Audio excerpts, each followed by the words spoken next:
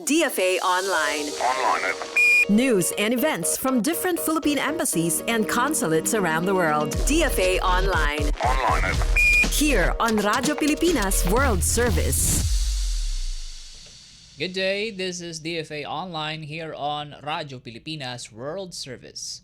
The Department of Foreign Affairs or DFA on Wednesday welcomed the Group of Seven or G7's recent objection to the increasing use of dangerous maneuvers and water cannons against Philippine vessels in the South China Sea.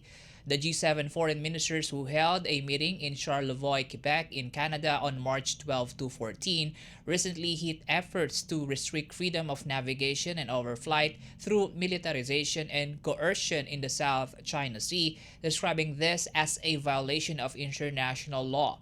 It condemned China's illicit, provocative, and coercive and dangerous actions in the Indo-Pacific and expressed concern over dangerous maneuvers against Philippines and Vietnamese vessels.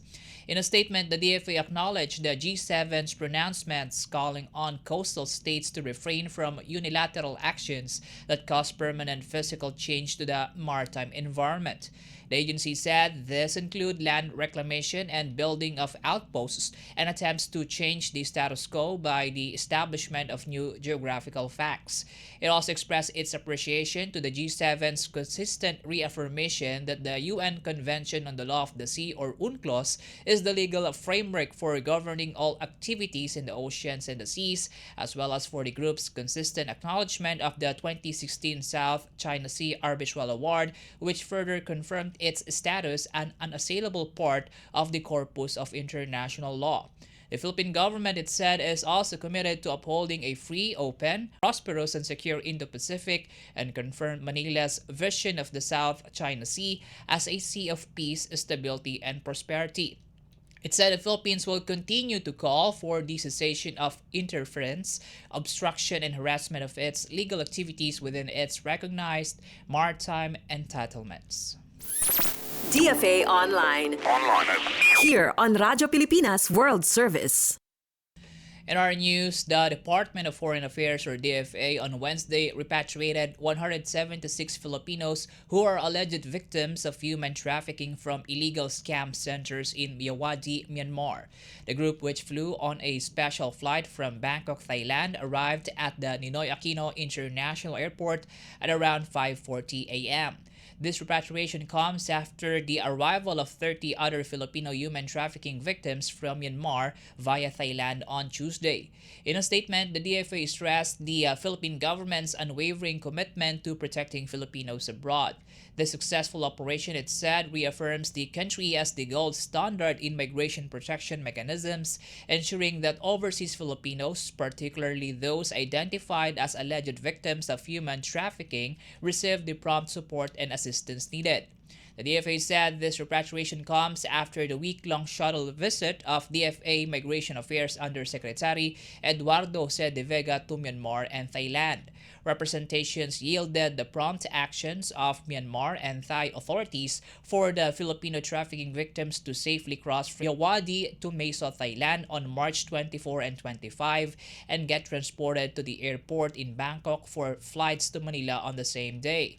Prior to the flights, rapid response teams were positioned on the ground in Myawaddy, Meso, and Bangkok, with DFA officials at the helm and the participation of key personnel from the Philippine embassies in Yangon and Bangkok, together with the overseas resident officials of touch agencies from the Department of National Defense, particularly the Office of the Defense and Armed Forces Attaché, Philippine National Police, particularly the Office of the Police Attaché, and the Department of Migrant Workers under the One Country Team Approach or OCTA.